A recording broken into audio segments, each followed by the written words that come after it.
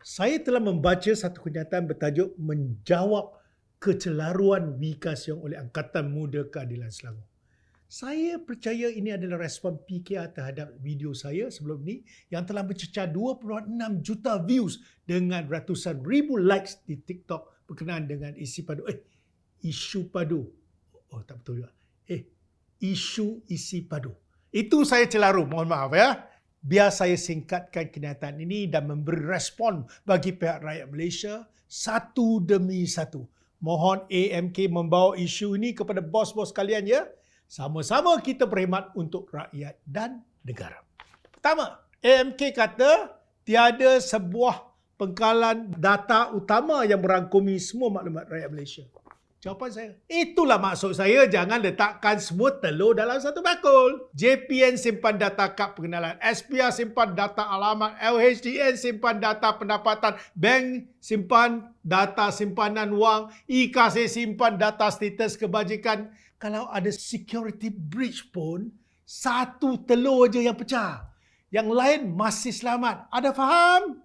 Kedua, AMK kata, keselamatan padu dijamin oleh Menteri Ekonomi Rafizi Ramli kerana ia disenggara sepenuhnya oleh Jabatan Digital Negara JDN jika berlakunya sebarang perkara tidak diingini pasukan tindak balas insiden keselamatan cyber sektor awam atau CSIRT bersiap siaga melaksanakan prosedur yang sepatutnya. Malah, jika ada pihak yang berjaya mendapat data dari padu sekalipun, ia tidak bermakna kerana telah melalui proses encryption. Hello. Saya betul-betul runsing dengan perkataan berpusing-pusing sebegini. Soalan saya mudah dan simple saja. Bolehkah YB Rafizi menjamin 100% tiada data akan digodam pada masa depan dengan alasan yang kukuh, praktikal dan munasabah? Itu saja. Tak perlu beritahu saya siapa yang kendalikan semua ni, JDN ke, CSIRT ke. Bagi saya, bolehkah YB menjamin 100%? Itu saja. Kalau tidak, bukan 100%, berapa pula peratusannya? 90%?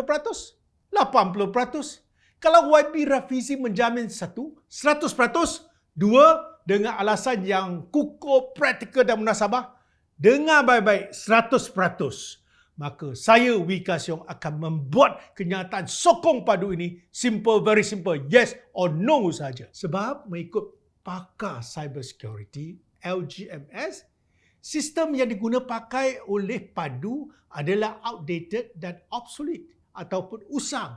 Perihal keselamatan ini, sebahagian besar rakyat Malaysia dan saya runsing nak mengikut kepakaran pakar cyber security atau pakar formula.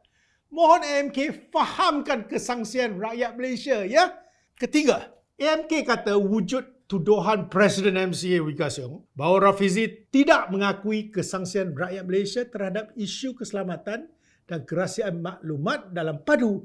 Lepas tu dia kata Rafizi mendedahkan wujud lebih 2 juta cubaan menembusi benteng keselamatan padu setiap hari.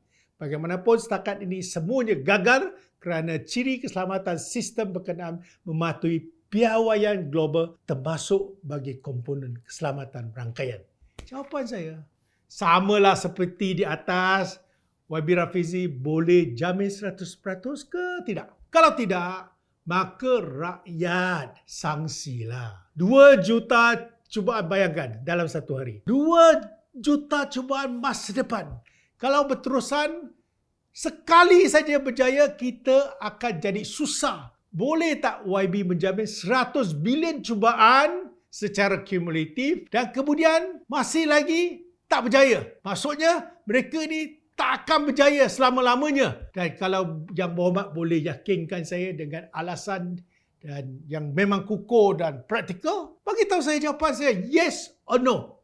Satu lagi ya. Isu keselamatan ini bukan saja diancam oleh pihak penggodam. Kalau pemegang data-data padu ini berniat jahat untuk bocorkan daripada dalaman, Macam mana pula? Saya masih ingat sebelum ini terdapat kebocoran data bank di Malaysia kerana terdapat seorang kerani atau pekerja bank yang memberikan maklumat sensitif kepada pihak luar. Kalau ini dilakukan oleh pemegang data-data padu, macam mana? Bocor pun sudah bocor, nak dakwa dia ke, nak ambil tindakan ke dia, sudah terlambat bang. Kita kena sediakan payung sebelum hujan. Faham tak? Saya bagi contoh ini, memohon ambil maklum dan report kepada bos. Ya. Keempat, we turut mempersoal kewajaran padu kerana berpendapat sistem e-kasir boleh ditambah baik. Malah, dia menyatakan sangat bahaya meletakkan semua maklumat dalam satu sistem. Bagi we, lebih baik maklumat rakyat Malaysia dikendalikan dalam keadaan semasa iaitu berselerak dalam pengkalan data persekutuan dan negeri. Bab data negeri ni, rakan sekerja saya dan rakan-rakan sekerja bos kalian dari Kerajaan Negeri Sarawak telah menyatakan isi padu ini bagaikan menelanjangkan diri sendiri.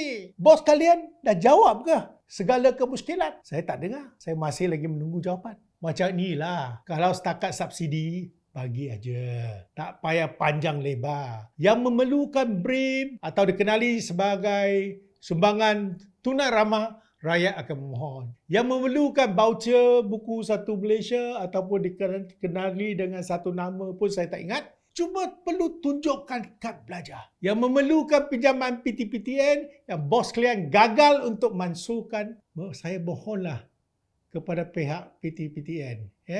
Atau kalau saya perlu, saya akan mohon pada PTPTN. Yang memerlukan bantuan kebajikan, pohonlah daripada Jabatan Kebajikan Malaysia. Yang memerlukan subsidi petrol, jangan pula bos kalian nak tarik balik. Nanti inflasi membebankan kos kehidupan pula. Kita yang hidup dalam keadaan susah. Faham tak? Oh ya, brother. Ketua Perangkaan Malaysia, Datuk Seri Dr. Muhammad Uzir menyatakan bahawa sistem padu akan mendaftar secara automatik maklumat asas rakyat yang tidak mengemas kini. Dahsyat. Nyaeng song mata kaji. Data tertibanya muncul. Apa sudah jadi? Ini mengharutlah. Dan akhir sekali, isu kelima. AMK juga memuji Yang Amat Berhormat PMX dengan kata dalam bukunya skrip. Anwar menyatakan bahawa dia percaya bagi memastikan kejayaan atau kerajaan berjaya melalui zaman pasca pandemik, pentadbiran semasa tidak boleh mengamalkan dasar business as usual. Tahniah, banyak baca buku. Itu amalan yang paling baik. Ada juga buku laporan Tinjauan Fizikal 2024 oleh Kementerian Kewangan yang menyatakan GST jauh lebih baik daripada SST dalam semua aspek. Dah baca ke belum? Buku Tinjauan Fizikal 2024 juga bersertakan prakata Yang Amat Berhormat Perdana Menteri. Jangan selektif.